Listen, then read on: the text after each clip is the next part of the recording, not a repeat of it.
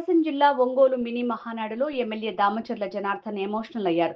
అవసరమైతే సొంత డబ్బులు ఇచ్చైనా కార్యకర్తల్ని కాపాడుకుంటాను.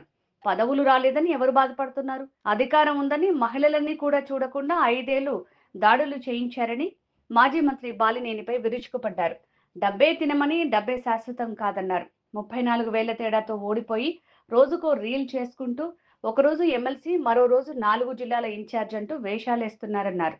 తప్పనిసరి పరిస్థితుల్లో మాట్లాడాల్సి వచ్చి మాట్లాడుతున్నానని, చేసిన పాపాలు అనుభవించాల్సిందేనని, మరో జన్మంటూ ఉండదని అన్నారు. జగన్ చేసిన పాపాలకు తల్లి చెల్లి కూడా దూరమయ్యారు అని అన్నారు. మినీ మహానాడులో 10 తీర్మానాలు చేశామని, వాటిలో రైతులకు గిట్టుబాటు ధర కల్పించేందుకే ప్రధానంగా కృషి చేస్తున్నామని అన్నారు. ప్రశాంతమైన వాతావరణంలో అతనున్నాడు. ఏ పార్టీకి పోదామని అర్థం కాక లాస్ట్కి ఏదో గొడుగు కింద ఉండాలి కాబట్టి ఒక పార్టీలోకి పోయాడు. ఆ పార్టీలో పెట్టుకొని ఒక్కో రీల్ వేస్తుంటాడు. 10 రోజుల్లో నాకు ఎమ్మెల్సీ వస్తుంది, 10 రోజులు అయిపోయిన తర్వాత నాకు మంత్రి అయిపోతున్నా. ఆ తర్వాత 10 రోజులకేమో నేను మళ్ళీ పార్టీలో 4 జిల్లాలకు హెడ్ అవుతున్నా. నువ్వు అక్కడ ఆడుకునేవాడు ఆడుకోక జిల్లాని సర్వనాశనం చేసి, ఒంగోలుని సర్వనాశనం చేసి, ఇంతమంది మీద కేసులు పెట్టి ఏంది ఈ పరిస్థితులు అనేది అర్థం చేసుకోవాలి. అదే కానీ కొంచెం అన్నా కూడా కరెక్ట్గా ఉంటే ఓడిపోయినా గెలిచినా ప్రజల్లో ఉండేవాళ్ళు. అది మనం గుర్తుపెట్టుకోవాలి. 5 సంవత్సరాలు ఇవాళ నేను మంత్రిగా ఉన్నాను, నేను ఎమ్మెల్యేగా ఉన్నానని విర్రవీగితే ఊరు వదిలిపెట్టి వెళ్ళే పరిస్థితులు, ఇవన్నీ కూడా ఒక లెసన్ అని చెప్పి కూడా ఆయన గురించి మాట్లాడాల్సి వచ్చి మాట్లాడుతున్నా. ఎందుకంటే మనం విమర్శించేది కాదు, విమర్శించడం వల్ల ఉపయోగం ఏముంది? చేసిన పాపాలకి 34,000 తోటి ఎగిరిపోయాడు. కాబట్టి ఆయన ఎందుకు రాలేకపోతున్నాడు అనేది ఆయన చేసిన తప్పులు, ఆయన చేసిన పనులు, ఆయన చేసిన దానివల్ల మహిళలను కొట్టించాడు. మన సీనియర్లు మనవాళ్ళు 2 ముగ్గురిని మహిళలను కొట్టించావు, మళ్ళా మనవాళ్ళ మీద కేసులు పెట్టించావు. ఈ పాపాలన్నీ ఉరకనే పావు. పాత రోజులంట వచ్చే జన్మ అనేవాళ్ళంట. ఇప్పుడు ఏంటంటే పాపం చేస్తే ఈ జన్మలోనే అనుభవించిపోవాల్సిందే.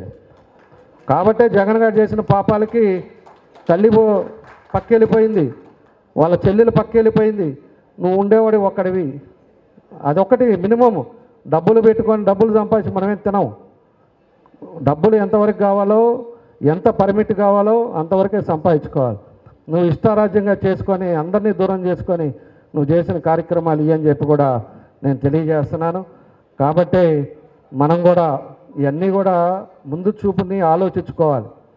ఇవాళ పదవులు రాలేదో లేకపోతే ఇంకోటో అసంతృప్తి పడద్దు. నా వల్ల ఏది మాత్రం నేను ఖచ్చితంగా చెప్తున్నా, నేను రోడ్ల మీదకి వస్తా, తిరుగుతాం, ఖచ్చితంగా మన అందరం కలుద్దాం, ఒంగోలు మార్పు అనేది తీసుకొద్దాం. 8,000 మంది ఎవరైతే మన ముఖ్య నాయకులు మన కేఎస్ఎస్లో ఉన్నారో ఏదో ఒకటి మాత్రం నేను ఖచ్చితంగా చేస్తా. అవసరమైతే నా సొంత డబ్బులైనా ఇచ్చైనా కూడా మిమ్మల్ని కాపాడుకుంటాను. అది మాత్రం ఖచ్చితంగా చేస్తా. కాకపోతే ఓపిక పట్టండి. ఓపిక అనేది మంచిది. పదవులు ఇవన్నీ అనేది శాస్త్రం కాదు, మనుషులు అనేది ముఖ్యం. మనం అన్నదరం ఒక కుటుంబం అనేది ఒకటి గుర్తు పెట్టుకోండి. పదవులు వస్తూ ఉంటాయి, పోతూ ఉంటాయి, ఉంటుంటాం, కలుస్తుంటాం, అవి కాదు. ఇవన్నీ కూడా కష్టానికి 10 మంది ఉన్నారు అనేది మాత్రం మీరు గుర్తుపెట్టుకోండి అని చెప్పి కూడా మీకు మరోసారి మీకు తెలియజేస్తున్నా. ఈరోజు మనకు ఒంగోలులో కూడా ఈ మహానాడు సందర్భంగా మనం కూడా ఒక 10 తీర్మానాలు పెట్టాం. ఒకటి, పొగాకు శనగ ఏదైతే గిట్టుబాటు ధర లేక మన రైతులు ఇబ్బంది పడుతున్నారో దాని గిట్టుబాటు ధరలు ఇవ్వాలని చెప్పేసి ఒక తీర్మానం పెట్టాం. దానికి మన వాళ్ళు మాట్లాడతారు, ప్రపోజల్ ఒకరు చేస్తారు, దానికి ఆమోదం ఒకరు చెప్పాలి. కాబట్టి మళ్ళీ మన వాళ్ళంతా మాట్లాడతారు. అదేవిధంగా కొత్తపట్నం హార్బర్ది కూడా ఒకసారి అది కూడా తీర్మానంలో పెట్టాం. అదేవిధంగా ఒంగోలు నియోజకవర్గం కొత్తపట్నం ఎయిర్పోర్ట్ కూడా దాదాపు ఎయిర్పోర్ట్ కూడా ఫీజిబుల్ రిపోర్ట్లు కూడా వచ్చేసినాయి, సెంట్రల్ గవర్నమెంట్ నుంచి వచ్చారు. ఖచ్చితంగా తొందరలోనే అందరం కూడా పైకి ఎక్కుతాం. దేని ఎక్కుతాం? ఫ్లైట్ పైకి ఎక్కేసి విమానంలో మాత్రం ఖచ్చితంగా మన ఒంగోలు నుంచి అందరూ వెళ్ళే పరిస్థితులు వస్తాయని చెప్పి కూడా మీకు తెలియజేస్తున్నాను. అదేవిధంగా రామతీర్థం నుంచి కూడా మనకు అదివరకు గుల్లకమ్మ నుంచి పైప్ లైన్లు వేసుకున్నాం. రామతీర్థం నుంచి కూడా పైప్ లైన్లు వేసుకుంటే అసలు భవిష్యత్తులో ఇబ్బంది లేకుండా ఉంటాయి. ఈరోజు కొంతమంది గ్రీనిష్ వాటర్ వస్తుంది, గుల్లకమ్మ నుంచి వాటర్ రావడం వల్ల వాసన వస్తుంది, ఇవన్నీ సమస్యలు ఉన్నాయి. రామతీర్థం నుంచి కూడా వేసుకుంటే ఖచ్చితంగా భవిష్యత్తులో ఇంకా బాగుంటుంది. కాబట్టి దాన్ని కూడా తీర్మానంలో పెట్టాం. అదేవిధంగా యువగలం పాదయాత్రలో మనకి ఆ రోజు అండర్ గ్రౌండ్ డ్రైనేజ్ సిస్టము ఆ రోజు ప్రామిస్ ఉంది, అది కూడా లోకేష్ గారికి చెప్పా. అది కూడా అండర్గ్రౌండ్ డ్రైనేజ్ సిస్టమ్ ఏమని అదొకటి పెట్టాం. ఆ తర్వాత వచ్చేసి ఇంకా టిట్కో హౌసెస్ది ఇందాక చెప్పాను, దాన్ని కూడా టిట్కో హౌస్ కంప్లీట్ చేసి పేద ప్రజలకు అదంతా ఇద్దామని అది కూడా తీర్మానంలో పెట్టాం. అదేవిధంగా పక్కా గృహాలు కూడా 2 సెంట్ల భూమి అనేది దాన్ని కూడా ఇస్తామని చెప్పేసి అది కూడా ఎజెండాలో పెట్టాం. పోతురాజు కాలవది కూడా మన 10 ఎజెండాలు అది కూడా పెట్టాం. డీకే పట్టాలు ఇల్లు కట్టుకునే వాళ్ళకు కూడా దాని పొజిషన్స్ ఇచ్చేటట్టుగా దాన్ని ఒక తీర్మానంలో పెట్టాం. అదేవిధంగా కొత్తపట్నం మండలం కూడా మనకి టూరిజం డెవలప్ చేసే దానికి కూడా అది కూడా ఒక తీర్మానం పెట్టాం.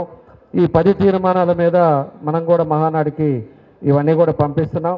తప్పకుండా ఇవన్నీ కూడా చేసేదానికి మనం ముందుకు తీసుకొని వెళ్తామని చెప్పి కూడా మీకు తెలియజేస్తున్నాం. అదేవిధంగా రేపు 27, 28, 29 మెయిన్ మహానాడు మనకి కడపలో పబ్బాపురం దగ్గర మనకు పెట్టారు. దాన్ని అన్ని అరేంజ్మెంట్స్ చేశారు. దానికి కూడా మన వాళ్ళు మన నియోజకవర్గం నుంచి ఎవరు వస్తారో వాళ్ళందరూ కూడా నాకు పేర్లు ఇవ్వండి.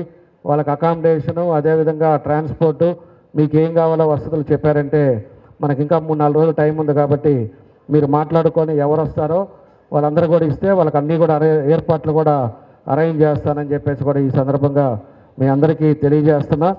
కాబట్టి తీర్మానాలు అయ్యే వరకు మళ్ళా లేచి ఎవరు కూడా బయటికి వెళ్ళొద్దు. ఈ 10 తీర్మానాలే కాబట్టి మన వాళ్ళు 10 మంది మాట్లాడతారు. ఆ 10 తీర్మానాలు ఆమోదం చేసి ఇంకా మీ దగ్గర ఏదన్నా ఆలోచన ఉండి మీరు ఏదన్నా కొత్త ఏదైనా పెట్టాలంటే కూడా మీరు కూడా చెప్పండి, దాంట్లో కూడా యాడ్ చేద్దాం. ఏది చేసినా కూడా ట్రాన్స్పరెన్సీగా కలిసి ఈ నియోజకవర్గాన్ని ముందుకు తీసుకెళ్లే విధంగా అందరం వెళ్దామని చెప్పేసి కూడా మీకు ఈ సందర్భంగా తెలియజేస్తూ, రేపు మనకి మళ్ళా 23 జిల్లా మహానాడు ఉంది. దానికి కూడా మన బృందావనంలో పెట్టాం. జిల్లా నుంచి ముఖ్య నాయకులు అందరూ వస్తారు. మీ అందరూ కూడా ఈరోజు ఎట్లా వచ్చారో ఆ రోజు కూడా అందరూ కూడా మధ్యాహ్నం 3 గంటలకు ఉంది కాబట్టి అందరూ కూడా దానికి కూడా రావాలని కోరుకుంటూ మీ అందరి దగ్గర సెలవు తీసుకున్నాను. అందరికీ నా నమస్కారాలు.